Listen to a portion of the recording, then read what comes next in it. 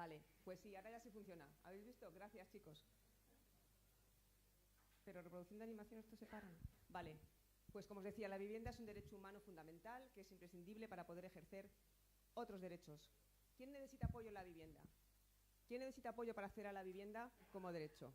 En primer lugar, diríamos, los que están desempleados, los que no tienen un empleo digno, las personas que tienen bajos ingresos, los jóvenes que están en situación precaria, estos jóvenes que vemos repartiendo lo que los ciudadanos y vecinos no queremos salir a comprar por nosotros mismos y los vemos en épocas de lluvia, de frío o de excesivo calor, repartiendo como si fueran estudiantes para sacarse un sobresueldo, cuando realmente lo que son trabajadores precarios, algunos de ellos sin ningún tipo de protección social. Las familias numerosas, las familias monoparentales y monomarentales, las personas mayores, que cuando hablamos de vivienda nos olvidamos de ellas y de ellos, personas que probablemente tengan dificultades para pagar la luz o para pagar la calefacción, o que tengan una vivienda que ya se les ha quedado fuera de sus necesidades o demasiado grande y que querrían tener una vivienda más adaptable y más propia para sus necesidades. Las personas con discapacidad, las mujeres víctimas de violencia de género que necesitan urgentemente una protección, un alojamiento donde poder recurrir, donde poder refugiarse con ellas y con sus hijos e hijas en el caso de que tengan que salir rápidamente de su maltratador. Las personas sin hogar. Nosotros hemos incorporado en nuestro programa electoral medidas específicas para las personas sin hogar. No es presentable que en un país desarrollado como el nuestro todavía haya gente durmiendo en la calle. Nuestros alcaldes y alcaldesas lo tienen clarísimo, que hay que poner en marcha medidas específicas para que las personas sin hogar puedan incorporarse a una vida integrada. No solamente darles vivienda, sino darles la capacidad de insertarse en el mercado laboral y en una convivencia social adecuada. Las personas migrantes. Las personas migrantes es un fenómeno al que tenemos que acostumbrarnos y al que tenemos que dar soluciones. Es cierto que faltan soluciones europeas en materia de vivienda social. Como la vivienda es una competencia de los Estados, no hay una estrategia ni unos estándares en el ámbito europeo para que los migrantes se puedan incorporar a las políticas de vivienda de cada país, con lo cual al final lo hemos vuelto a ver en el ámbito de las corporaciones municipales que han ido haciendo, poniendo sus esfuerzos para la integración de los migrantes. Las personas en riesgo de exclusión social o en riesgo de marginación por su etnia o por su religión, y las personas de otras razas. Esto es una frase que dice que queremos inquilinos blancos en nuestra comunidad blanca. Lo podemos sacar para cualquier otro tipo de discriminación. ¿Y esto cómo se soluciona? Pues a través de las políticas públicas de vivienda. Yo decía antes, cuando he llegado aquí, que solamente hay políticas públicas de vivienda cuando gobierna el Partido Socialista. Y esto lo vamos a ver a lo largo de esta presentación en muchos ámbitos. ¿Cuáles son los principales desafíos? En primer lugar, la desigualdad. La desigualdad que ha crecido durante la crisis de forma absolutamente exponencial, que ha dejado a los ricos mucho más ricos y a la clase media prácticamente pobre. En segundo lugar, la demografía. Jóvenes que no pueden acceder a su primera vivienda, que siguen viviendo con sus padres o que comparten piso como si fueran estudiantes y que no se pueden emancipar. Y en tercer lugar, la sostenibilidad. La sostenibilidad que está relacionada con hacer ciudades que se comporten de forma vivible, en las que podamos respirar, caminar, vivir. Y eso tiene que ver con los objetivos de desarrollo sostenible con el que el Gobierno está plenamente comprometido. Sabéis que el Gobierno de España ha decidido que la transición ecológica de la economía sea transversal a la acción de todos los ministerios. Y evidentemente no se entiende si no se incorpora las ciudades y la vivienda a ese objetivo de sostenibilidad. Aquí tenéis los objetivos de desarrollo sostenible, pero en materia de vivienda y de ciudades, sobre todo nos referimos al primero, que se refiere al fin de la pobreza, al número 3, que se refiere a salud y bienestar, a la parte de energía renovable y sostenible y, por supuesto, a las ciudades inclusivas, sostenibles y resilientes. Como os decía, la población urbana está creciendo de forma exponencial. Aquí tenéis las cifras de población urbana en 2020, el 56%, en 2030 el 60%, será el 63% en 2040 y probablemente en 2050 más del 66% de toda la población mundial va a vivir en las ciudades. Con este ritmo de crecimiento de la población urbana, estamos hablando de núcleos de millones de habitantes. ¿Qué ocurrirá? ¿Cómo os imagináis las ciudades cuando la población se concentre de esa forma? ¿Creéis que se podrá parecer y podremos evitar esto? ¿Qué ciudad es esta? ¿Qué decís? ¿Dónde creéis que está esta ciudad? ¿Asia? Madrid. Para los muy frikis del cine como yo, esto es Blade Runner 2049. Sí, pero a que todos habéis pensado que era posible que esa ciudad existiera. Pues evidentemente esa ciudad hay que evitarlo. Hay que evitar ciudades que sean núcleos de contaminación irrespirables, que sean núcleos de inseguridad invivibles y que sean tan inhóspitas como la que acabamos de ver. ¿Qué es una vivienda adecuada? Dice nuestra Constitución que todos los españoles tienen derecho al acceso a una vivienda digna y adecuada. ¿Qué es? ¿Qué requisitos necesita una vivienda digna y adecuada? En primer lugar, y me vais a perdonar aquí en la nota corporativa, tiene que ser segura, tiene que haber seguridad en la tenencia. Las personas tienen que sentirse seguras de que no van a ser desposeídas de su vivienda por razones ilícitas o ilegítimas. En segundo lugar, tiene que tener acceso a los servicios básicos, a los saneamientos, a la luz, al agua, a la calefacción. En tercer lugar, tiene que ser asequible. No podemos permitir que en nuestra sociedad siga habiendo familias que dediquen más del 40% de su renta familiar disponible al pago de su vivienda. Y si nos vamos a la gente joven, como luego veremos, los que son mileuristas y los que ahora están cobrando por fin un salario mínimo de 900 euros, estas personas tienen que dedicar el 65% de su sueldo a pagar su vivienda. Con el 65% de su sueldo, ¿qué joven se puede emancipar e iniciar un proyecto de vida independiente? Además, tienen que ser viviendas dignas, habitables. No podemos permitir que en nuestras comunidades siga habiendo infravivienda. Y ya no son poblados chabolistas como los que podía haber en los años 50, 60, 70. Ahora la infravivienda está en los núcleos de las ciudades por falta de mantenimiento, por imposibilidad de pagar las reparaciones que son necesarias y también por el acoso inmobiliario, el móvil inmobiliario y la falta de compromiso de algunos ayuntamientos que dejan simplemente arruinarse los edificios para poder después especular con ellos. Hace falta que sean accesibles para todas las personas que tienen algún tipo de capacidad diversa o discapacidad. Hace falta que estén localizadas en sitios donde tengan acceso a los servicios públicos, a la educación, a la sanidad, a un transporte y una movilidad sostenibles. Y, por supuesto, hace falta ciudades que tengan alma. Si os pregunto qué ciudad es esa, me diríais cualquier ciudad europea o española, una calle peatonal típica. Eso es que las ciudades pierden el alma, como luego veremos. Una vivienda digna y adecuada está definida por una importante serie de resoluciones internacionales y está reconocida expresamente como un derecho humano fundamental. ¿Y por qué? Porque hace falta que se tenga una vivienda para poder ejercer otros derechos. ¿Qué derechos son imprescindibles? Para ejercer qué derechos es imprescindible una vivienda? Pues en primer lugar el más obvio, que es la inviolabilidad del domicilio. ¿Cómo puede haber un derecho fundamental a la inviolabilidad del domicilio si no hay una vivienda en la que vivir o residir?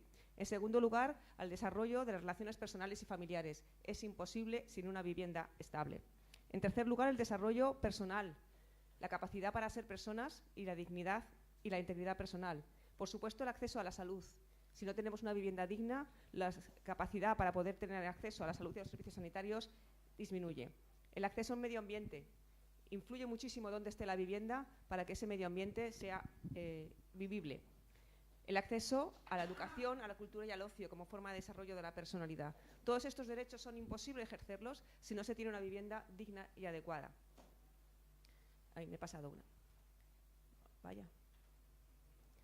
¿Y cómo cumplimos con esta obligación que dispone el artículo 47? Habréis oído muchas veces hablar del artículo 47 y lo que este artículo dice está situado en el título tercero, que se refiere a los principios rectores de la actividad económica y social. Es decir, no está reconocida como derecho fundamental. Y como tal, los ciudadanos no tienen la capacidad de ir a los tribunales a exigir que se les dé una vivienda o una ayuda a la vivienda. Como consecuencia de todo esto, ha surgido una corriente, no solamente entre los académicos, sino también, por supuesto, en la política, que se plantea cómo podemos configurar con nuestra Constitución el derecho fundamental a la vivienda. Y una de las opciones es configurarlo como parte de un derecho a un mínimo vital. Es decir, que se considere que la vivienda es tan imprescindible para la dignidad de la persona que los gobiernos, independientemente de su signo, tienen que respetar un mínimo de dignidad que incluye la vivienda. Ese mínimo de dignidad incluye el alimento, incluye la salud, incluye el vestido y incluye un alojamiento digno. Y por debajo de ese nivel no está capacitado el legislador para poder rebajar las ayudas a la vivienda. Así lo han decidido los tribunales constitucionales en Portugal y en Alemania. Y como sabéis, hay bastantes leyes autonómicas en materia de vivienda que se recurrieron al Tribunal Constitucional, por parte sobre todo de los gobiernos del Partido Popular, y el Tribunal Constitucional dijo el año pasado que si el Estado quiere que las comunidades autónomas puedan hacer su legislación de la que son competentes en materia de vivienda, tiene que dictar una norma para que las comunidades autónomas tengan capacidad para hacer lo que el Estado no hace. Entonces le dijo, Estado, en vez de recurrir la normativa autonómica, haga usted el favor de legislar en materia básica de vivienda, igual que hicimos con el suelo. Se da la circunstancia que hay una ley estatal de suelo constitucional y no hay una ley estatal de vivienda que las comunidades autónomas puedan utilizar para ejercer sus constitucionales competencias en materia de vivienda. Por eso, ahora mismo el Gobierno, y estábamos trabajando en eso, digo estábamos porque yo estaba en el grupo de vivienda del Ministerio de Fomento, en una ley estatal de vivienda que reconozca que la vivienda es un servicio público de primera necesidad y que responde al interés general. Y como ese servicio público de primera necesidad, dictar unas normas básicas que las comunidades autónomas después puedan implementar con arreglo a sus circunstancias, a sus requisitos y a sus territorios. Con estas 4 premisas: función social, igualdad en el acceso a la vivienda de todos los españoles, movilizar vivienda vacía y incorporar al sector privado, porque no hay presupuesto público suficiente para satisfacer solo con ese presupuesto público todas las necesidades de vivienda que hay en nuestro país. Estos son los presupuestos generales del Estado, porque no se puede hacer política de vivienda si no hay presupuestos. En 2009, que fue el presupuesto que yo tuve el honor de presentar y aprobar, el presupuesto anual fue 1.500 millones de euros. En 2017 fue de 453. Para las comunidades autónomas y para los ayuntamientos esto es un recorte tan brutal que impide de facto poder hacer políticas públicas de vivienda. Evidentemente esto no se soluciona de un año para otro, pero sí que este año la subida del presupuestaria supone un 43% más de lo que el Partido Popular había previsto para las políticas de vivienda en el plan estatal. Las cifras que tenéis a la derecha son las aprobadas en los presupuestos que la derecha con los independentistas decidió tumbar.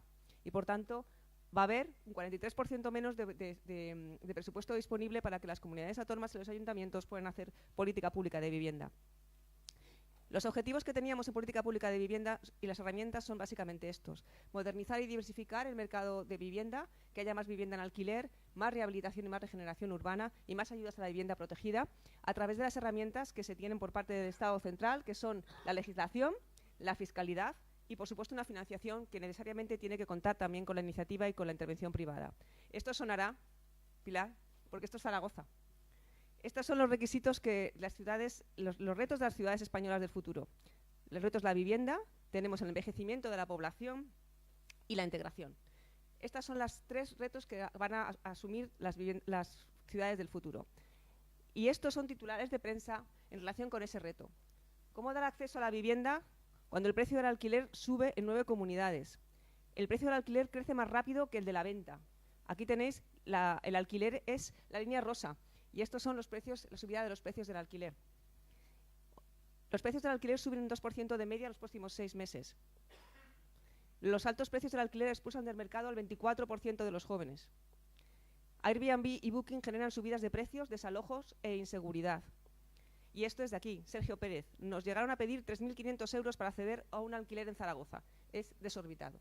Esta es la situación en Zaragoza, en Madrid, en Barcelona y en muchísimas otras ciudades de nuestro país. ¿Y qué hacemos entonces para evitarlo? ¿Qué hacemos para controlarlo, para mejorar el mercado de alquiler?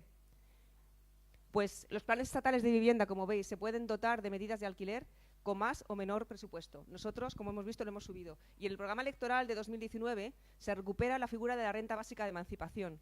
La renta básica de emancipación entre 2008, que debemos, por supuesto, a nuestra querida añorada Carmen Chacón, entre 2008 y 2010, en plena crisis económica, supuso la emancipación de más de 180.000 jóvenes. Se les daba ayuda para que pudieran emanciparse, porque el requisito para que pudieran acceder a ella era que trabajaran, con unos ingresos evidentemente limitados. Si en época de crisis se pudieron emancipar 180.000 jóvenes, imaginad cuando se supone que nos estamos recuperando, qué se podía hacer si los jóvenes se les ayuda para poder acceder a la vivienda en alquiler. Y también, por supuesto, con las reformas. Aquí tenéis todas las leyes que ha habido de alquiler en los últimos 50 años.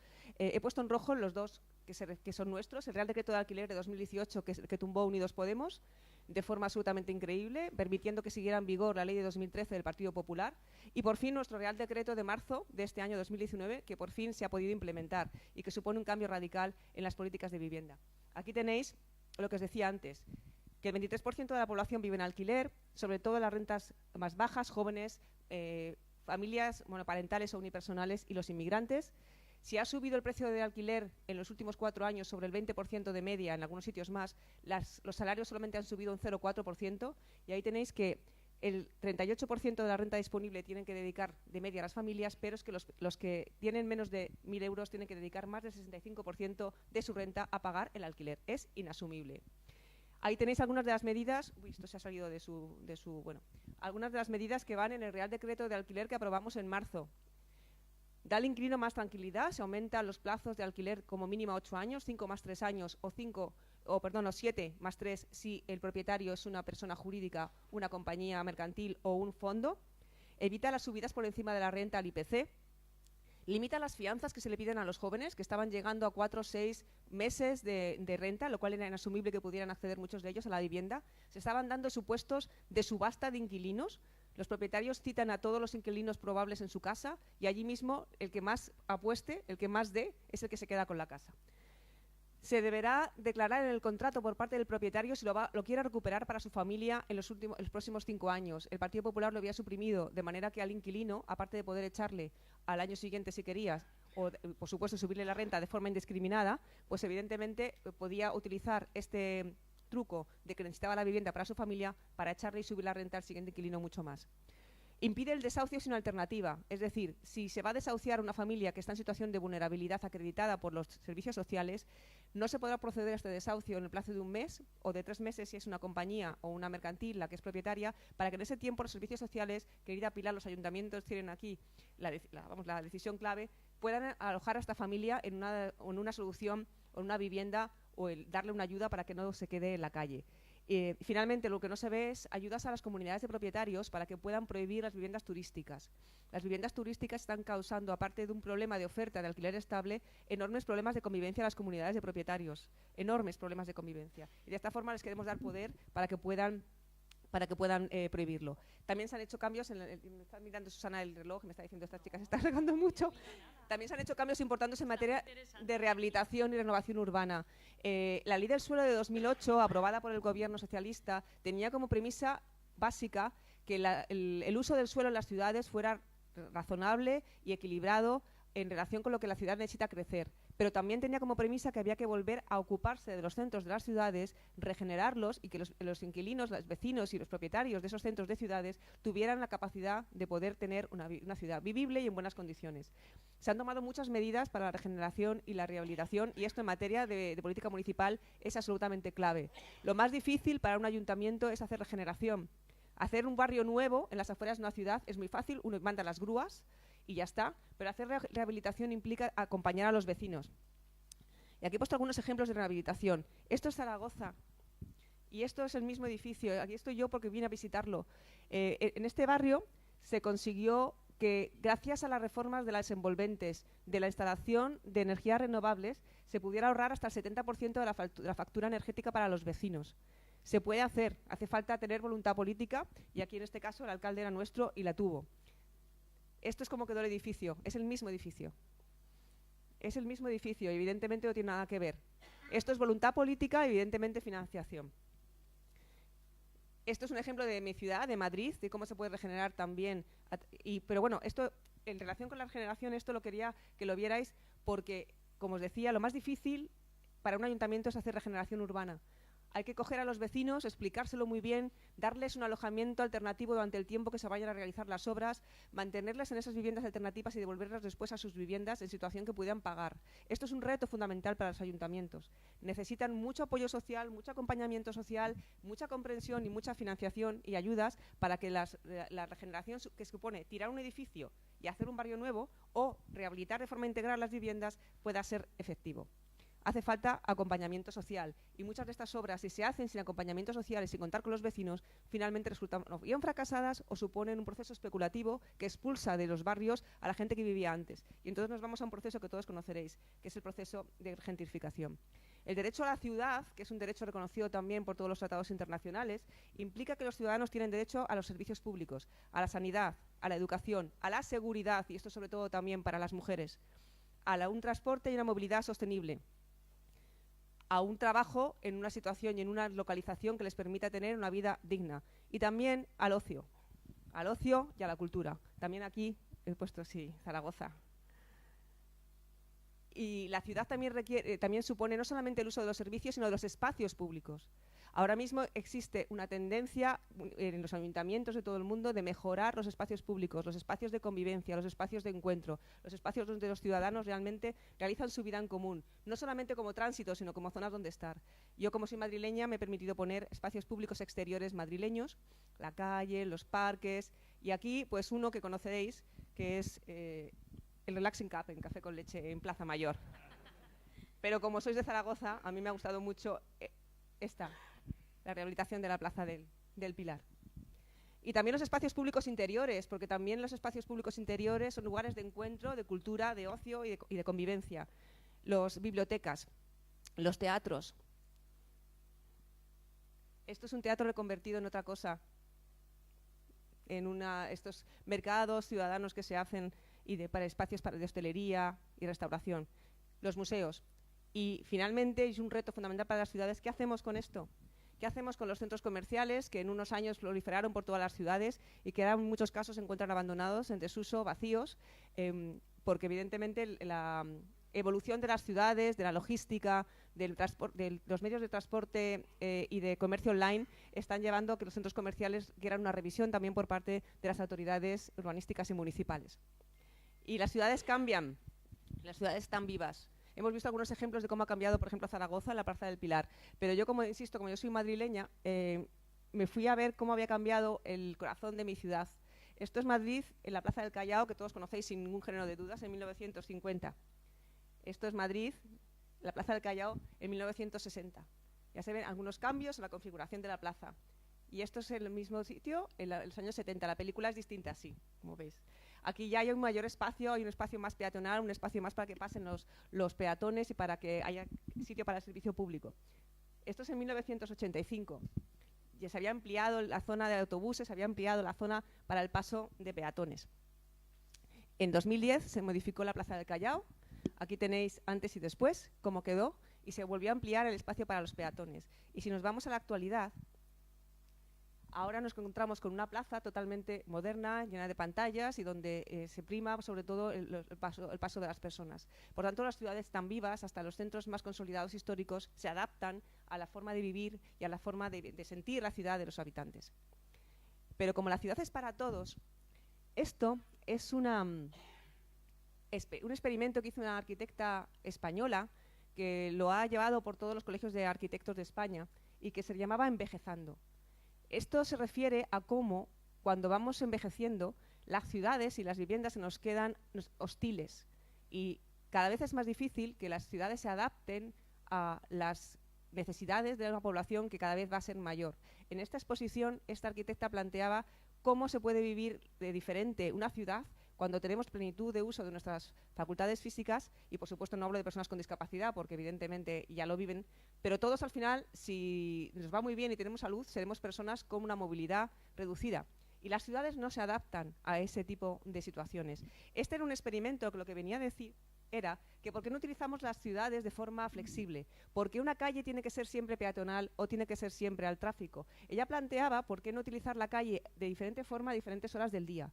Es decir, si por la mañana a las 8 tienen que pasar muchos coches, a través de unas separaciones que sean móviles, a través de volardos, a través de diferentes formas de pavimentación, hacer que durante unas horas del día hubiera más carriles y durante otras horas del día hubiera más zona peatonal. Es un ejemplo de alternativas modernas que técnicamente son posibles para que las ciudades se puedan adaptar mejor a la vida de sus ciudadanos. Y esto es lo que os decía, de que las personas mayores necesitan que sus viviendas se adapten de forma fácil a sus circunstancias, a las personas mayores, a las personas con discapacidad. Esto es un edificio real con una rampa imposible. ¿Os imagináis a alguien bajando en silla de ruedas por esa rampa? Es absurdo que se hayan hecho inversiones en materia de accesibilidad que realmente suponen casi un peligro para las personas que la usan. Y para las personas que tienen alguna discapacidad, las calles también se adaptan, las ciudades tienen que ser vivibles para todos, tienen que tener todos los elementos que les permitan circular con independencia. Y esto es otra foto real. Esto hace también que, en este caso es un carro gemelar, pero nos valdría igual que fuera probablemente una silla de ruedas. Y esto para todos los que tienen hijos pequeños es otra de las... sí, todo el mundo se ríe cuando ve esta foto, pero realmente es real. En las ciudades están pensadas probablemente para todo, pero menos para personas que tengan necesidad de apoyo. Y luego, en relación con las personas sin hogar, os voy a enseñar una tendencia arquitectónica que hay en mobiliario urbano en algunas ciudades y que también estamos viendo en España. Se llama anti-homeless y consiste en evitar por todos los medios que las personas se puedan sentar y utilizar el mobiliario urbano. Y lo hacen a través de verjas, a través de pinchos, a través de todo tipo de artilugios, que parece casi una cámara de los horrores, para que las personas sin hogar o las personas no puedan sentarse. Esto es una tendencia que hace que las ciudades se conviertan casi en una cámara de tortura. Finalmente, la eficiencia energética. La eficiencia energética es lo que convierte los edificios también, desde el punto de vista económico, en edificios sostenibles y desde el punto de vista de las emisiones de CO2 en edificios que puedan cumplir con los requisitos de emisiones que ahora mismo tiene España. Esto es lo que pasa cuando miramos un edificio con una cámara de calor, que se ve claramente por dónde se pierde ese calor y por dónde es necesario reforzar la fachada. La rehabilitación también puede pasar por incorporar ascensores en la parte interior de los edificios o la parte exterior.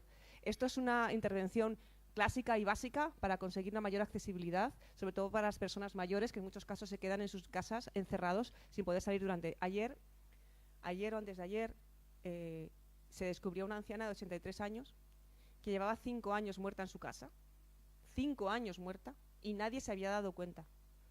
A mí me duele en el alma las personas mayores que mueren y viven solas. Probablemente porque todos nos veamos ya prácticamente en esa situación, en un mundo tan globalizado donde probablemente nuestros hijos e hijas no van a vivir muy cerca de nosotros. Pero ¿qué puede haber más triste que morir solo en una casa y que a los 5 años nadie te haya echado de menos? Es realmente da de momento pánico. También la posibilidad de poner paneles de energías renovables. Ahora mismo, que como sabéis, el Gobierno ha suprimido el impuesto al sol y en el programa electoral una de las medidas más importantes que va es que el autoconsumo no solamente sea individual, sino que se pueda dar a las comunidades de propietarios y a las empresas que están en la misma zona para que puedan generar energía eléctrica entre todos y, por tanto, mejorar la sostenibilidad y la factura de la luz. Y finalmente, pues las instalaciones para los coches eléctricos, que es el futuro también que viene, que ya nosotros en el año 2011 modificamos la ley de propiedad horizontal para que se pudieran instalar los enchufes sin necesidad de contar con la unanimidad de los propietarios, sino que se pudiera hacer solamente por mayoría. Y finalmente la domótica, las instalaciones del Internet de las cosas y de la implicación de toda la tecnología domótica en nuestras viviendas, con todos los riesgos que ello supone, ¿no? Ya sabéis que dicen que el Google Home está escuchándonos continuamente, ¿no? Y a mí la verdad es que a veces me da miedo. Yo tengo un Google Home en casa. El otro día estaba hablando con mi hija que estaba con su padre y mi hija desde el teléfono dijo, ok, Google, y en ese momento se encendió y empezó a hablar. Digo, Dios mío, qué horror, lo están escuchando. Bueno, y esto es un ejercicio que quiero que hagamos juntos y juntas. Quiero que me digáis en qué ciudad europea estamos, ¿vale? Os pongo una foto y me decís. ¿Alguna idea?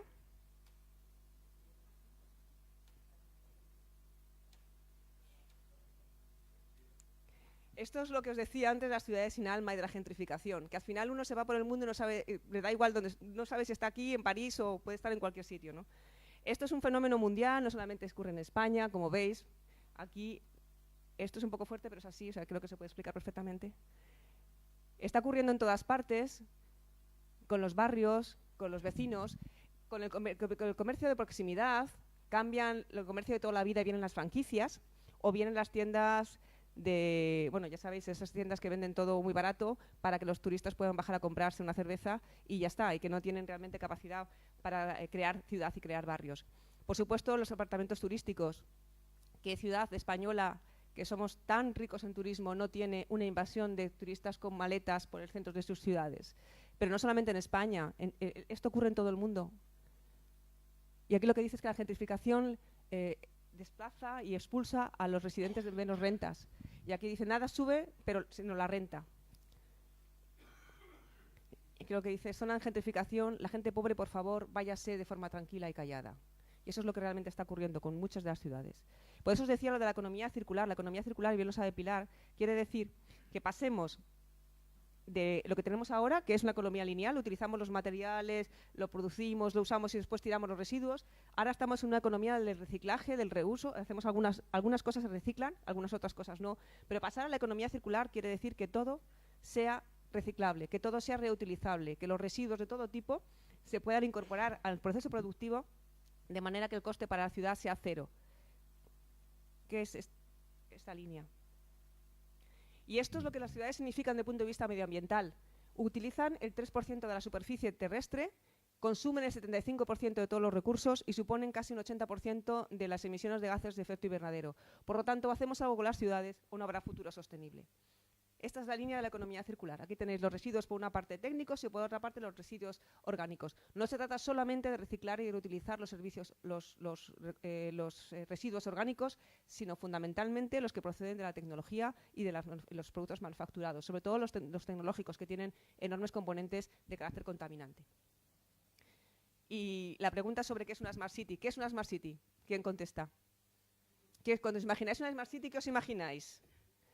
Una ciudad que tenga servicios de educación, servicios que permiten también un mejor control de la salud y una mejor asistencia sanitaria, un mayor control sobre la polución y sobre el estado del aire de las ciudades y también sobre las propias utilidades que tenemos. Pero ¿qué pasa si la tecnología falla? ¿Qué pasa? Y va a fallar. Siempre falla, no hay ningún sistema que sea totalmente estable. ¿Qué tipo de ciudadanos somos? Sí, reíros, pero a que os reconocéis. A que os reconocéis.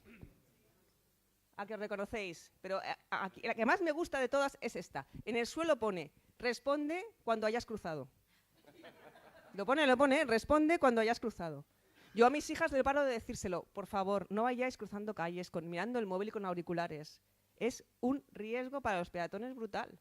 Bueno, pues esta es nuestra sociedad y yo creo que esto no es realmente una Smart City. Esto es China. Han instalado 20 millones de cámaras en toda China que permite el reconocimiento facial y permite incluso a través de cómo se mueve la persona identificarla. Evidentemente ellos dicen que es por seguridad. ¿Habéis visto una película que se llama El Círculo? Que es de Tom Hanks y Emma Watson. Pues esa película es tan real que todo el mundo se puede imaginar que está ocurriendo ya. Y una Smart City no es una ciudad llena de cámaras, no es una ciudad llena de sensores, no es una ciudad donde nos están observando continuamente y donde la libertad individual y la privacidad desaparecen. Una Smart City es una ciudad donde la gente decide cómo vive, donde la tecnología está al servicio de los ciudadanos, donde la tecnología no es un fin sino una herramienta y donde todos vivimos mejor y en libertad. Y por supuesto, no hay ninguna ciudad que pueda permitirse hacer un diseño de cómo quiere ser sin participación de los ciudadanos. Por eso es fundamental que en los ayuntamientos se establezcan canales de comunicación donde los ciudadanos puedan explicarle a los gobernantes y puedan interactuar cómo quieren que sea su ciudad. Y que no nos obsesionemos tantos por la tecnología, porque ha habido enormes cantidades de dinero gastados por ayuntamientos y por administraciones a favor de empresas tecnológicas, vendiéndoles una solución tecnológica que realmente solamente engrosa la cuenta de resultados de las empresas con servicios que lo único que les facilita son datos personales que utilizan en su lucro. Las tecnologías son una herramienta, no un fin en sí mismos.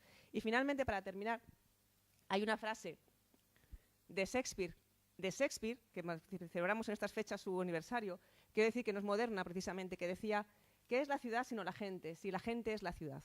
La gente es la ciudad. Y precisamente porque la gente es la ciudad y la gente en la ciudad tiene que vivir en una casa, las políticas de vivienda, las políticas de ciudades son las políticas de todo lo que como ciudadanos del mundo vamos a vivir en los próximos años. No hay posibilidad de construir un mundo sostenible si las ciudades no lo son. Yo os pido disculpas por haberme alargado tanto, porque es un tema que me encanta y me apasiona, y como veis era necesario que me sentara para pasar las diapositivas porque no tenía sentido sino contároslo y que lo veáis. Muchas gracias.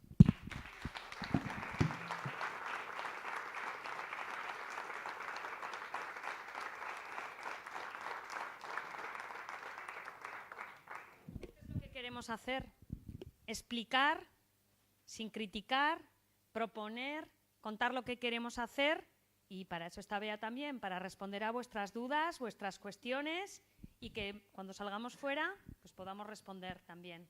Gracias, Beatriz, a mí me ha encantado.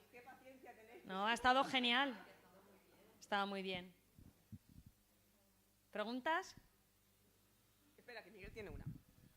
Yo tengo una, Beatriz. A ver, ¿por qué nos cuesta tanto transmitir a los ciudadanos? Yo he hecho el segundo plan de movilidad urbana sostenible y segura con el consorcio, con el gobierno. Hemos hecho participación ciudadana, asociacionismo, eliminación de barreras arquitectónicas, plano único. Y cuando ya tienes todo el circuito cerrado, ¿por qué nos cuesta tanto que el ciudadano lo acepte sin la intoxicación de otros partidos políticos? O sea, después de haber hecho con 5 colegios, con institutos, con 4.000 encuestas, y cuando llegamos al final va para su aprobación, se introducen que si hay más garajes, que si hay menos garajes. Hemos puesto calles de plan único para la accesibilidad universal de los mayores, de los discapacitados. Y al final nos volvemos egoístas y hemos tenido muchos problemas con los propios ciudadanos que allí en la calle, donde, bueno, pues con el plano único ya no hay diferenciación del bordillo, la acera, la calzada, pero sí de la velocidad que baja 20 kilómetros por hora, aunque respetamos aparcamientos, etcétera, etcétera, lo que hablaba de modificar las horas. ¿Cuál es tu experiencia de por qué nos cuesta tanto luego convencer o autoconvencernos todos los ciudadanos cuando mejora la calidad de vida, también del comercio de proximidad, etcétera, etcétera? ¿Sí me he explicado? Sí, lo que pasa es que la respuesta en el signo de los tiempos que tenemos es complicada. Yo creo que nos falta cultura democrática y nos falta lealtad institucional. Al final, no es que no se esté de acuerdo, es que no lo has hecho tú. Y al final, me vais a permitir aquí que diga, porque es lo que creo, que nosotros entendemos la lealtad institucional, pero la derecha no la entiende. Entonces, mientras la derecha no entienda la lealtad institucional, será muy complicado. De todas formas, la única forma de hacerlo es con participación ciudadana, explicando a los vecinos. Es evidente que los vecinos nunca van a estar de acuerdo. En una sola comunidad de propietarios siempre hay un vecino díscolo, por eso ha habido que suprimir las mayorías por unanimidad, y evidentemente los vecinos protestarán y dirán, está mi farola, aquí no me gusta, aquí no me pongas el banco, aquí me pongas el árbol, que se me caen las hojas en la puerta, aquí yo no puedo aparcar y mi vecino sí. Esto es así. Al final, yo creo de verdad, porque soy optimista, que aunque de momento protesten, a la larga, saben quién trabaja por ellos. Saben quién trabaja por ellos. Así que no perdéis la esperanza, y la única forma de hacerlo es lo que hace Susana, ir a la calle y a explicarlo en la calle, y recibir a los vecinos y volver a explicárselo, y que nos seamos accesibles y que ellos sepan que se ha hecho, por supuesto, con participación. No tiene sentido, como hacen algunos ayuntamientos, de decir, ayer estuve en Melilla, me contaban los compañeros que hay un barrio de allí de Melilla donde todas las legislaturas asfaltan. Todas las legislaturas asfaltan. No preguntan a nadie, asfaltan, porque... Pues, claro, en fin, si no se cuenta con los vecinos, luego los vecinos no cuentan contigo. Es verdad que puedes contar con los vecinos y que después te salga un vecino díscolo, pero es que eso es la democracia. El problema es que la lealtad institucional no la entendemos todos igual, en mi opinión. ¿O vosotros no vais a decir nada, Pau? Sí, yo. Ahora voy a hacer yo de Ana Pastor. No, hombre, yo creo que una cuestión clave que tenemos que poner más en valor, hemos hablado muy poco de jóvenes esta campaña y nos quedan 3 días y nosotros, por ejemplo, mañana vamos a hablar de jóvenes, ¿no? Pero hay un aspecto directamente conectado con esto, que es la emancipación. Nosotros tenemos que poner en valor lo que hicimos en la legislatura de Zapatero en términos de emancipación. Es decir, esto incluso, yo hablo ahora un poco como académico, es que hay estudios que han acreditado el efecto positivo que tuvo el cheque de emancipación. Y en ese sentido, bueno, nosotros intentamos muchas veces elevar el nivel y quizás en la explicación tú lo has elevado y en la explicación convencional que se da desde la política, pero es muy difícil no hacerlo y explicar realmente los efectos positivos que tienen nuestras políticas, ¿no? Hay economistas que han publicado artículos de primer nivel en revistas internacionales pues mostrando el efecto tan positivo que tuvo el cheque de emancipación, y hay que recuperarlo y explicar directamente a los jóvenes que frente a las patrañas que a veces se lanzan respecto a los efectos del cheque de emancipación, que se decía fundamentalmente que lo que hacía era incrementar el precio de la vivienda, eso no es verdad, y encima tiene un efecto colateral muy positivo, porque la emancipación no solo es, digamos, materializar el deseo, la aspiración de un joven de iniciar un proyecto autónomo. Es que la emancipación es la condición sine qua non para formar una familia, para tener hijos, para recuperar la natalidad, para sostener, digamos, la arquitectura fiscal que permite, digamos, apuntalar el estado de bienestar, ¿no? En ese sentido, bueno, tenemos que hacer el esfuerzo de hablar más de emancipación y de poner en valor lo que realmente las políticas que funcionan en este terreno, ¿no? Ahí hay una pregunta.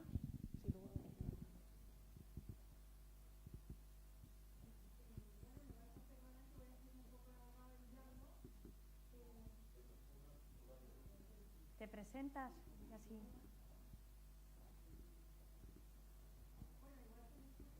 Sí, te presentas.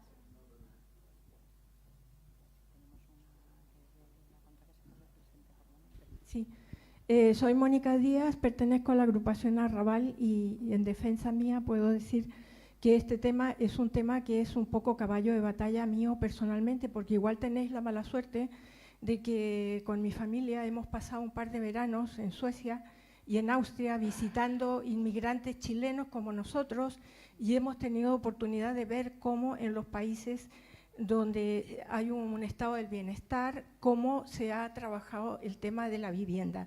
Y si lleváramos a cualquier españolito o españolita a una de esas viviendas que eran de familiares nuestros, que eran trabajadores normales y corrientes, se quedarían pasmados y dirían: a mí me han estado engañando, porque se trata de viviendas de extraordinaria calidad, con espacio para los hijos, para las hijas. Yo te puedo decir que estaba en una vivienda en Austria de como te digo, un compañero nuestro, un refugiado chileno, etcétera, donde la cocina tenía este largo y la mitad de ese cubículo era el vestidor, porque como son países que hace mucho frío, pues necesitan mucho espacio para guardar ropa de abrigo, con 2 baños, con habitación para el hijo y la hija, porque si tu familia tiene chicos de distintos sexos, se le asigna una habitación a cada uno. Y todo eso por un precio que no podía exceder el 20% de tu salario. Entonces yo realmente pues clamo en el desierto, porque pertenezco a una pequeña agrupación en Zaragoza. Nosotros no estamos en Madrid. ¿Cómo podemos encontrar esa vía para hacer llegar nuestros planteamientos dentro del canal de lo que es el partido, ¿no? Yo creo que nosotros como socialistas tenemos que preguntarnos si queremos que la vivienda sea social o sea un producto de mercado. Tengo un hijo que es sargento de la Fuerza Aérea, lo han trasladado a Madrid y ha tenido que buscar una casa en un pueblo que es como si tú trabajaras en Zaragoza y tuvieras que ir a alquilar casa en Huesca, porque en Madrid un sargento de la Fuerza Aérea es que es imposible que encuentre una vivienda. Y yo creo que eso no lo podemos permitir, por una razón, porque tuvimos una burbuja inmobiliaria que trajo unos resultados nefastos y estamos viviendo una burbuja del alquiler y eso no se puede consentir. Yo te he escuchado atentamente, me ha parecido que hay medidas muy interesantes, pero la cuestión de fondo aquí es atacar que el precio del alquiler tiene que tener un límite. No puede subir infinitamente porque el dueño de esa casa lo quiere subir y subir y subir. Y yo creo que tenemos que aclararnos si queremos hacer políticas sociales o no, porque estaba viendo que si nosotros confrontamos con las propuestas de Podemos, sus propuestas son más sociales que las nuestras. Y eso a mí, como socialista, no me gusta. Bueno, gracias por el comentario. A ver, has hablado del país del mundo donde la vivienda social está más desarrollada. En Austria, concretamente en Viena, llevan 100 años incrementando el parque público de vivienda social. Allí el 25% del parque de vivienda de Viena, el 25% es vivienda pública. Con lo cual, claro, nosotros hemos estado durante décadas construyendo vivienda pública para venderla y, por tanto, tenemos un 2,5% del parque disponible para la vivienda social. Ellos tienen un 25% y, por tanto, cualquier comparación es imposible. Ya que me gustaría a mí ser Viena, pero es que llevamos 100 años tarde. Entonces, la pregunta es, ¿vamos a seguir haciendo lo mismo o vamos a cambiar? Y nuestra respuesta es, vamos a empezar a poner las bases, no te digo para ser Viena, pero para tener un parque de vivienda razonable. De hecho, el Gobierno acaba de poner en marcha en plan primeras 20.000 viviendas de alquiler social financiadas por el Gobierno, independientemente de las que pueda financiar las comunidades autónomas o los ayuntamientos. Y por eso se le ha dado facilidades de financiación para que los ayuntamientos utilicen el suelo público dotacional para hacer alojamientos, para que se pueda reconvertir suelo industrial, calificado industrial que no se use a suelo residencial. Muchas cosas, pero evidentemente tenemos que empezar a caminar porque nos hemos pasado muchas décadas haciendo vivienda para vender.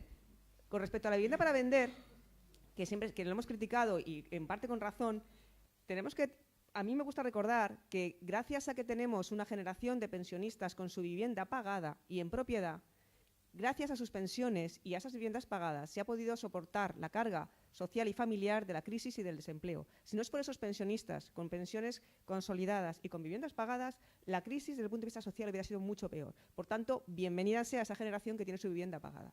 Con respecto a las propuestas de limitación del alquiler, hay una cosa que repite Podemos y que no es exactamente como ellos dicen. No es verdad que en París y Berlín se hayan puesto límites a los precios del alquiler, no es verdad.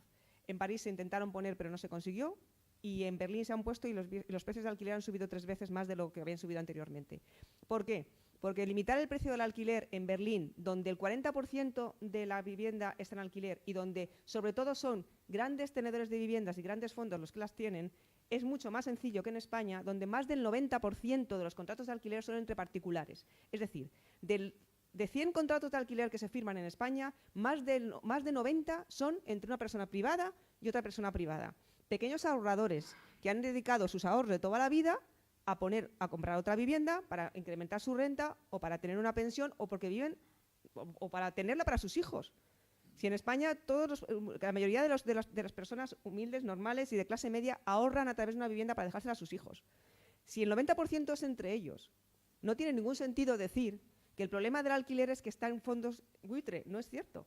Los fondos buitre o no buitre tienen como mucho un 5 o un 6% del parque de alquiler y por tanto su capacidad de injerencia en el mercado no es tal. No es tal. Lo cual no quiere decir que el alquiler tiene que subir de forma indiscriminada, no. ¿Qué hemos hecho? En primer lugar, limitar la subida al IPC que quitó el Partido Popular. El Partido Popular hizo varias cosas. Redujo los contratos a 3 años más 1, pero con la posibilidad de subir entre cada año la renta lo que le diera la gana, con lo cual eso es lo que se llamaban desahucios invisibles. Si aunque tu contrato sea de 3 años, si al año siguiente te sube la renta un 100%, no la puedes pagar y te tienes que ir. ¿Qué hemos dicho? Renta por el IPC y estabilidad, 5 más 3 años o 7 más 3. Es decir, 8 años a juicio del inquilino o 10 años si es una empresa. Y lo que proponemos son medidas, es decir, hacer un índice de rentas para que se sepa cuál es la renta media en cada zona del alquiler y que luego cada ayuntamiento pueda decidir con el uso de sus competencias si pone limitaciones o si no pone limitaciones. En mi opinión, es mucho más eficaz poner incentivos, por ejemplo, que la desgravación para los propietarios que alquilen solo sea si la renta está dentro de la media, lo cual solo se puede saber con los índices oficiales que va a hacer el gobierno, pero si tú le dices a un propietario, tú alquilas a 500 y en la calle de al lado puede alquilar al 1000, estás creando inequidad, estás creando injusticia, estás creando una burbuja de precios en la raya del barrio. Con lo cual, por muy bien intencionada que sea la medida, es inaplicable, es ineficaz, da lugar a economía sumergida, a competencia de dinero negro entre unos inquilinos y otros que necesitan la vivienda y no está comprobado que sea eficaz. Lo que pasa es que es muy fácil decirle a la gente, yo le voy a decir a esta señora o a esta señora que tú 500 y tú 600, lo cual es discrecionario y arbitrario. Por lo tanto, no es verdad que sea más eficaz y no es verdad que sea aplicable en España. Si tuviéramos un 50% del parque de alquiler en manos de sociedades privadas, podías tomar alguna medida, pero como son particulares, a un particular, un pequeño ahorrador, le vas a hacer pagar la política de vivienda. La política de vivienda la tiene que pagar la administración, no los ahorradores privados. Es mi opinión. Y es verdad que en el ámbito de Podemos hay mucha demagogia, me permitís que lo diga con esta claridad, porque se le vende a la gente cosas que ellos saben que son irracionales. Y mis hijas me dicen, mamá, al programa de Podemos solo le faltan 2 cosas, unicornios y arcoíris. Pues sí, unicornios y arcoíris, pero nuestra obligación es que el principio de realidad lo incorporamos antes. Nuestras propuestas son realistas y reales. Y las suyas son irreales e irrealizables y utópicas. Y sinceramente, yo en un país donde a cada propietario que lleva toda la vida ahorrando para poder tener una pensión o para poder tener una renta o para dejárselo a sus hijos, le digan, ah, no, tú vas a alquilar a 500 porque el señor que te lo quiere alquilar solo puede pagar 500. Y la respuesta es, ¿y qué culpa tengo yo? Tu administración es la que tienes que dar a este señor que no puede pagar una vivienda social, no yo. Y creo que es una cosa bastante razonable que todos entendemos. Por lo tanto, señores y señoras, las propuestas de Podemos son arcoíris y unicornios.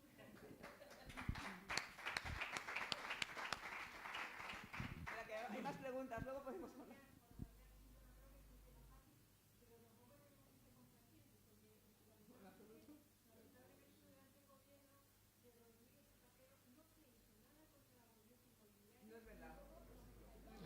No es verdad porque estaba yo. No es verdad porque estaba yo. Se suprimieron las desgravaciones fiscales para la compra de vivienda. El plan estatal de vivienda se dedicó exclusivamente a rehabilitación y alquiler. Se puso la renta básica de emancipación. Se modificó la ley de arrendamientos urbanos. Se hicieron muchísimas cosas, pero es que la burbuja de la inmobiliaria no fue cosa solamente de la situación española, fue internacional.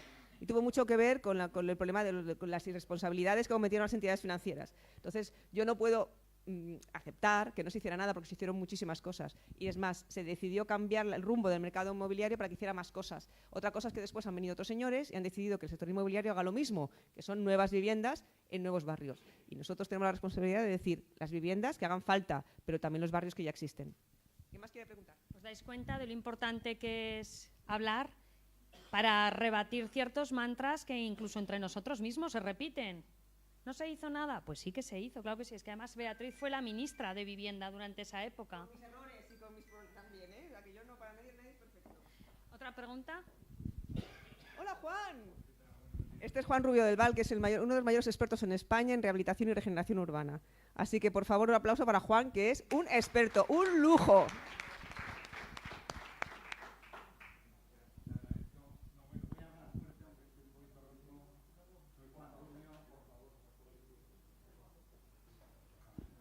Sí, bueno, soy Juan Rubio, buenos días a todas y a todos. Durante 29 años, efectivamente, he sido responsable de las políticas de rehabilitación urbana en Zaragoza Vivienda y desde hace poco soy director de un observatorio a nivel nacional. Lo primero, darte las gracias, Beatriz, por hacer el esfuerzo que has hecho de venir a nuestra ciudad a presentar... Esfuerzo ninguno, es un lujazo de venir a Zaragoza, es un placer. Y que sepas que todavía te recuerdan desde hace 9 años que fuiste al barrio de Las Fuentes a dar visibilidad a las políticas de rehabilitación que se iniciaron precisamente bajo el mandato de Rodríguez Zapatero y tú como ministra de Vivienda. Se te olvidó decir, entre las cosas que modificasteis, la ley del suelo, que había hecho el Partido Popular, donde dijo que todo el suelo que no era de protección era urbanizable. Es decir, el cambio de rumbo se produjo precisamente en la época Zapatero. La pena es que la crisis, que creo que no tuvo la culpa Zapatero, económica mundial, que nos afectó tan gravemente, hizo que muchísimas cosas pasaran por encima y no se hicieran cosas. Pero no era eso lo que te quería decir. Estando de acuerdo con la mayor parte de tus reflexiones sobre la importancia de la ciudad para las personas, que es como has acabado, te quería preguntar si el próximo gobierno que presidirá Pedro Sánchez va a seguir machacando a las ciudades como ha hecho el del gobierno del Partido Popular. Quiero decir, si las políticas que tienen tanto que ver con la ciudad en materia de vivienda, en materia de movilidad, en materia de transición ecológica, en donde, por ejemplo, la estrategia que en el poco tiempo que habéis podido gobernar, hemos podido gobernar, porque me siento partícipe también, se ha hablado de la transición ecológica. ¿No es el momento de que las ciudades tengan un mayor papel a nivel del Gobierno central? Tú que tienes tanta experiencia en varias administraciones, en la local y en la central, no sé si en la autonómica, ¿va a haber en el próximo gobierno esa inquietud para que los ayuntamientos tengan los recursos que tengan que tener para hacer las políticas que tengan que hacer en favor de las personas? Pues fíjate que se dice por ahí que se va a cambiar el nombre al Ministerio de Fomento y que se va a incorporar el nombre de Agenda Urbana al nombre del Ministerio. Fíjate si lo tiene claro el Gobierno. He querido trasladar la importancia de las ciudades para todos los objetivos de sostenibilidad de cara a la Agenda 2030. Es evidente que la política de vivienda tiene necesariamente que ser el centro de la política municipal, es claramente municipal. No solamente en cuanto a que se tenga que mejorar el parque ya existente para mejorar la eficiencia energética, como hemos visto, para incorporar domótica, es que deberíamos, en mi opinión, hacer un esfuerzo por trasladar a los ayuntamientos la importancia de flexibilizar algunas normas urbanísticas que impiden, por ejemplo, que se puedan hacer en los centros de las ciudades utilizar las viviendas muy grandes para convertirlas en apartamentos más pequeños, que es lo que se pide, ¿no? Cada vez las familias son más unipersonales o parejas o requieren viviendas más pequeñas, viviendas que tengan espacios de convivencia donde haya servicios para utilizar todos los vecinos y vecinas, pues para los niños, para los mayores, incluso para los jóvenes, que puedan compartir la cocina, que puedan compartir una zona donde estar todos juntos. Eso, las normativas urbanísticas son muy rígidas y no lo permiten. Y es necesario que tengamos una normativa que sea flexible en el sentido de que sea flexible la ciudad y que sea flexible la vivienda. Que una familia o unas personas mayores puedan prescindir de un trozo de su vivienda o puedan tener por ejemplo, decían 2 cocinas en la misma vivienda con 2 familias o 2 personas, dos matrimonios mayores. Hay muchas posibilidades que ahora mismo no se permiten porque la normativa municipal no es suficientemente flexible. Yo creo que el signo de los tiempos es la flexibilidad, y la flexibilidad, la tecnología, los nuevos sistemas de construcción permiten que eso se pueda hacer dentro de los ayuntamientos, y por tanto es verdad que la normativa estatal, tanto la ley del suelo, la ley estatal de vivienda que se está haciendo, el Código Técnico de Edificación, la ley de ordenación de la edificación, la ley de regeneración y rehabilitación urbana, todo eso, normativa estatal, y todo eso tiene una responsabilidad en darle a las ciudades el protagonismo que requieren. Hace falta financiación, hace falta que se incorpore el sector privado. Todas estas políticas tienen básicamente 2 problemas: la gestión, como hemos visto, por los realojos, por lo difícil que es abrir un nuevo espacio urbano cuando hay que tirar otro o donde hay que rehabilitar, y lo otro es la financiación. La financiación pública, que evidentemente requiere un esfuerzo de las administraciones muy potente, pero también es necesario incorporar al sector privado. No se puede hacer política de vivienda y política de ciudad solamente con el esfuerzo público. Eso es otra de las cosas que venden una parte de la izquierda, y es imposible. Es imposible, además no es razonable. Cuando se demoniza el sector de la construcción, que es verdad que ha cometido muchos excesos, también porque se le dejó, pero yo siempre les preguntaba lo mismo a los que lo demonizan: ¿hay alguien aquí que no viva en una casa que ha construido un constructor? Por tanto, son parte de la solución. Y como parte de la solución hay que implicarlos, y implicarlos, por supuesto, es normativa, es limitar los beneficios empresariales hasta donde el interés general reconozca, pero hay que tener en cuenta que si no hay un beneficio empresarial razonable que cumpla con el interés general, no entrarán los privados. Y si no entran los privados, no se puede hacer este tipo de operaciones. Es imposible, es inasumible para una administración pública, a no ser que queramos hacer una política impositiva que no deje respirar, ¿no? Y lo cual, ni siquiera así. Entonces, pues Juan, llevas toda la razón. Yo espero que realmente, cuando Pedro vuelva a ser presidente, la agenda urbana esté incorporada, porque parece una tontería, parece que es un nombre solo y no lo es. El rango administrativo de las políticas de vivienda y de ciudad determinan claramente la importancia que esa política tiene en todo el gobierno. No solamente por la interlocución, sino también por el acceso al dinerito. Y también por el compromiso de otras administraciones, y también de la academia, de los especialistas, de los arquitectos, de los urbanistas. Si el rango administrativo es más alto, es muchísimo más fácil que los cambios se incorporen y que se hagan realmente cosas eficientes. Así que estoy muy de acuerdo contigo, Juan, y ya sabes que me voy a empeñar en que la política urbana sea una realidad en la medida que la Administración Central tiene competencias para ello.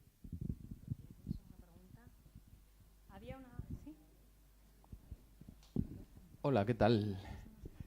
Me llamo Luis Javier Floría y vengo a explicar un poco la situación de mi sector por edad. Más o menos tengo 32 años, vivo entre Zaragoza y Madrid, y creo que la gente un poco, si no te ves en el momento de buscar un piso de alquiler, desconoces, porque yo cuando fui a Madrid lo desconocía. Entonces, ahora mismo vivir en Madrid en un piso solo es inviable dentro de la M30 para alguien como yo.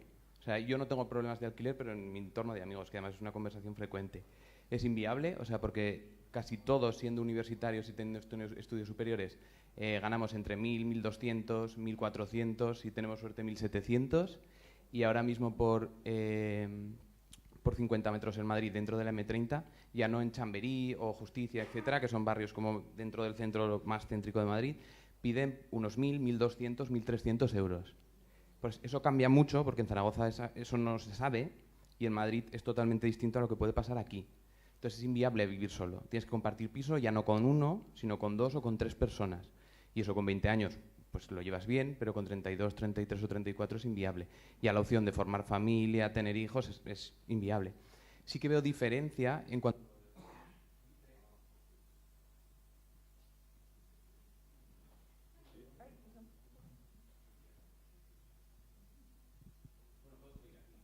Sí, se te escucha. Sí, ¿no?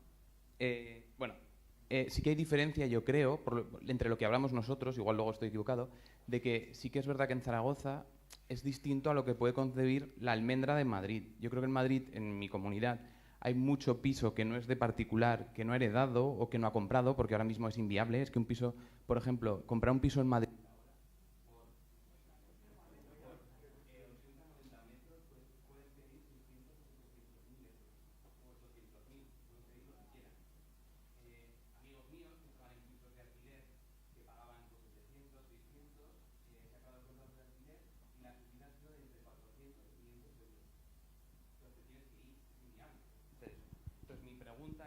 Sobre todo...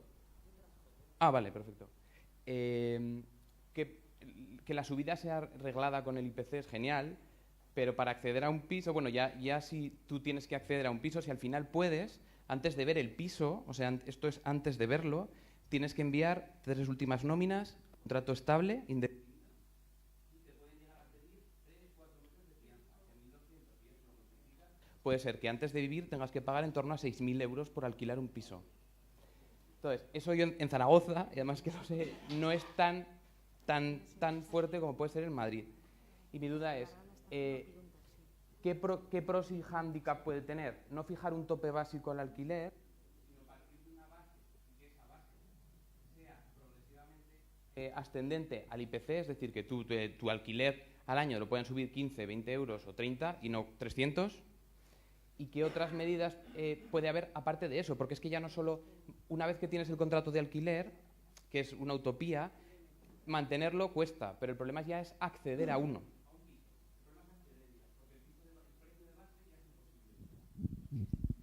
He intentado hablar un poco de esto durante la presentación. A ver, en Madrid hay un problema de oferta clarísimo. En Madrid hay muchísimos pisos en la zona de la M30, que es básicamente todo Madrid, o sea, en fin, que están en alquiler turístico y, por tanto, están fuera del mercado y hay muy poca oferta.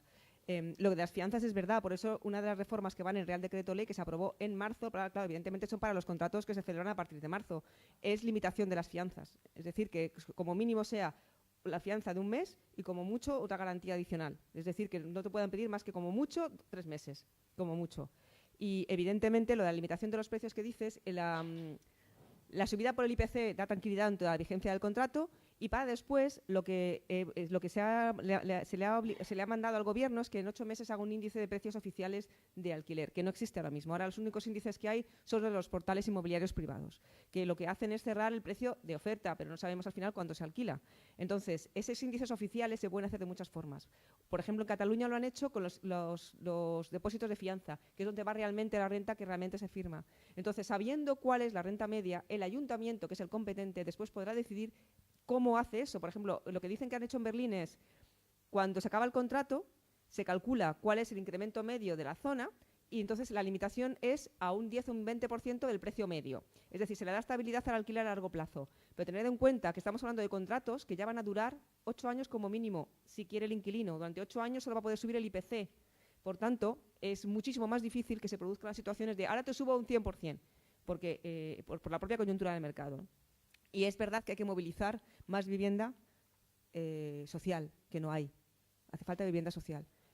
Y, por supuesto, ¿para qué vamos a hablar de la precariedad? Obviamente, la precariedad de los jóvenes y los falsos autónomos, toda esta gente con trabajos que no cotizan, son, bueno, el salario mínimo a 900 euros en Madrid pues no da para vivir solo, como tú dices. Es así. El novio de mi hija tiene 34 y vive con otras 3 personas. De hecho, tu generación, yo tengo otro hermano de 33, es la peor de la crisis. Porque, mira, cuando ellos acabaron de estudiar, justo cuando empezó la crisis, les habíamos prometido, si estudias y te formas, vas a tener un trabajo, vas a tener una casa, vas a tener una vida, incluso vas a poder viajar. Y cuando acabó la carrera, cuando acabaron todos los de su generación, portazo en toda la cara. Ni trabajo, ni vivienda, ni vida. Ni han podido cotizar, ni han podido tener un trabajo estable, ni han podido trabajar de lo que estudiaron. Si no cotizan y no ahorran, dentro de 25 años, cuando se jubilen, ¿qué va a ser de esta generación? Si no tenemos un parque de vivienda disponible para ahora y para después. Es imprescindible que se haga. Son la generación más perjudicada de toda la crisis, los cabreados y los indignados. Y llevan toda la razón. Entonces, la responsabilidad es de todos, pero desde luego la normativa ayuda. Y después cada ayuntamiento, en este caso tendrá que ser Madrid o Barcelona, por ejemplo, los que después decidan con sus competencias y con esos índices qué hacen. Será dado libertad para que las comunidades autónomas lo regulen, con arreglo a sus circunstancias, porque no es lo mismo, como tú has dicho, Madrid que Sevilla, que Zaragoza o que un pueblo de una sierra o de la costa. Vale. Mirad, hay 2 palabras, nos la ha pedido él, también Pilar. Tenemos 5 minutos porque Bea se tiene que ir en el tren de las 2 menos 20 porque esta tarde da clases en la universidad. O sea, ha tenido la amabilidad de venir, pero esta tarde ya tiene que trabajar. Entonces, concreción total, porque además ella se ha comprometido, y así os lo va a decir ella, ahora tenemos que centrar todos los esfuerzos en este domingo. Pero luego empezarán otra campaña y va a venir a las municipales también y haremos Hemos comprometido con Pilar a hacer un acto para hablar de vivienda, como hemos hecho en otras ciudades, en Sevilla y demás, y vendremos y hablaremos en concreto de esto de la ciudad, ¿verdad, Bea? Bueno, voy a intentar ser muy breve. Lo primero, soy Daniel Aquillué, vivo entre Villamayor, un pueblo aquí al lado, que tiene un problema serio de vivienda por las chapuzas del ayuntamiento, y Zaragoza, y soy una de esas personas que hace 4 años creyó que se podía saltar los cielos. Luego vio que eran todos unicornios, como has señalado. Y ahora veo que en estos 10 meses la España que quiero se puede hacer posible. Por eso me han parecido muy... Quiero dar las gracias. Y no solamente eso, sino que incluso se presenta para concejal, o sea, lo tiene tan claro que él quiere participar. Está muy bien, gracias. Y si ganamos en Villamayor, hay mucha política de vivienda que hacer. Me ha parecido muy clarificador y he cogido ideas para las municipales, pero yo quería comentar en relación a 2 aspectos que has mencionado, la rehabilitación y las ciudades y pueblos con alma. Creo que es muy importante y está relacionado con algo que me viene de formación profesional, el patrimonio histórico. Tenemos en España una cantidad de patrimonio histórico que se cae y que podría estar al servicio del bien común rehabilitado. Y en nuestros pueblos, en nuestras ciudades, tenemos que cuidar eso para tener ciudades con alma y edificios con uso público para vivienda en alquiler, para usos culturales, etc. Y ya que tenemos aquí a la futura alcaldesa de Zaragoza, por favor, no más Aberlis ni más destrucción de patrimonio, y sí rehabilitación para vivienda y para usos culturales. Y quería incidir en eso, ciudades con alma y con su patrimonio histórico aprovechado para el bien común. Pues totalmente de acuerdo contigo. Ya sabes que en el Ministerio de Fomento hay un capítulo específico para la rehabilitación de patrimonio histórico de carácter público, tanto para retomar su antiguo uso, como teatro, cine, lo que fuera, como para darle una nueva vida. Entonces, totalmente de acuerdo. Voy a dejar que hable Pilar, la futura alcaldesa de Zaragoza. Perdonadme, por favor, de Zaragoza. Diréis, no sabe dónde está, como sabéis sé dónde estoy, pero es que ya el debate acabó muy tarde. Me quedo en Zaragoza, Beatriz. ¿Habéis visto? Es que no sé dónde estoy. Simplemente agradecerte tu visita y sobre todo la magnífica exposición que nos has hecho. Es, como decía Susana, un lujo haberte escuchado y la verdad que deseoso ya de volverte otra vez a tener aquí en Zaragoza durante la campaña de las municipales. Yo voy a ser muy breve porque si tenemos esa oportunidad en las próximas campañas hablaremos allí, ¿no? Pero un poco uniendo varias de las intervenciones y fundamentalmente la tuya, yo creo que los modelos de ciudad, fundamentalmente yo hablo en este caso de Zaragoza, tiene que ser ya un modelo de ciudad que mire hacia adentro. Creo que ha llegado el momento ya de no sacar una visión extramuros, sino empezar otra vez a hacer esa mirada mucho más hacia dentro de Zaragoza. Y yo creo que la vivienda en este momento, por lo menos aquí en Zaragoza, tiene que ser una política a la altura de transporte urbano, limpieza, es decir, una política fundamental, porque además, en mi opinión, la vivienda ya no puede ser solo, que por supuesto que sí, para grupos de exclusión social. Yo creo que la vivienda tiene que ser ya una política transversal y ahí fundamentalmente me centro en los jóvenes. Aquí en Zaragoza estamos en la media, los jóvenes de 25 a 35 años, hay aproximadamente un 40% de jóvenes que no se han podido emancipar. Evidentemente, cuando esos porcentajes los comparas ya no con Dinamarca o Suecia, que están hablando entre un 2 y un 4, o Francia o Italia, que estamos en un 10 o un 12%, los datos son absolutamente clamorosos. Yo creo que el ayuntamiento tiene que utilizar, aquí en Zaragoza hay muchos metros cuadrados, muchos espacios sin utilizar, donde el ayuntamiento tiene que hacer vivienda de construcción pública, donde la titularidad sea del ayuntamiento, el suelo sea del ayuntamiento, pero yo también coincido contigo, Bea, que hay que buscar fórmulas de trabajo y colaboración con el sector privado para que de una manera, primero porque los fondos o la financiación que tiene el ayuntamiento, ¿sabes cuál es limitadísima, y creo que hay que buscar fórmulas de colaboración con el sector privado para que ellos puedan construir, pero como digo, la titularidad siempre sea del ayuntamiento y además quienes hagan esa revisión y hagan ese control sean las viviendas y que posibiliten viviendas de 1 y 2 dormitorios con unos alquileres de 200, 300 euros al mes, que creo que son las posibilidades que en este momento los jóvenes, que en este momento los que cobran 1.000 euros, yo creo que tienen suerte, porque hay muchos que tienen empleos precarios de 700 y 800 euros y solo a través de ese tipo de alquiler puedes posibilitarles